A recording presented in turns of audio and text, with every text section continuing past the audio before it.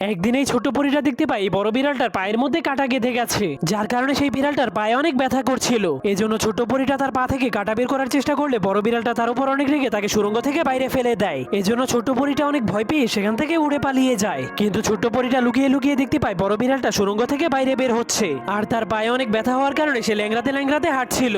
এরপর সে জঙ্গল থেকে লাল রঙের পাথর খুঁজে খুঁজে এক জায়গায় জমা করতে শুরু করে দেয়, যা দেখার পর ছোট পরীটা বুদ্ধি খাটিয়ে একটা লাল পাথরকে রশি দিয়ে বেঁধে বিড়ালটাকে দেখিয়ে দেয়। এরপর বিড়ালটা পাথরটাকে নিতে গেলেই পরি পাথরটাকে গাছের সাথে ঝুলিয়ে দেয়, কিন্তু বিড়ালটা পাথরটাকে নেওয়ার জন্য লাফ মারলেই পরি জলদি করে গিয়ে তার পা থেকে কাঁটাটাকে বের করে দেয়। কিন্তু কাঁটা বের করার কারণে বিড়ালটা প্রচুর ব্যথা পায়, যার কারণে তার মুখ থেকে পাথরটা পড়ে যাওয়ার কারণে পরি সেই পাথরের সাথে আটকে যায়। তখন ছোট্ট পরিটা অনেক চেষ্টার পরেও উঠতে পারে না, কিন্তু তখনই বড় বিড়ালটাই সে পাথরটাকে সরিয়ে অন্য জায়গায় রেখে দেয়। এরপর বিড়ালটা তার পাটাকে চাটার পর বুঝতে পারে এখন আর তার পায়ে কোনো ব্যথা করছে না, এই জন্য সে অনেক খুশি হয়ে সেখান থেকে চলে যায়। তো বন্ধুরা, আপনি কি বিড়াল পছন্দ করেন কিনা যাওয়ার আগে অবশ্যই কমেন্ট করে দিন।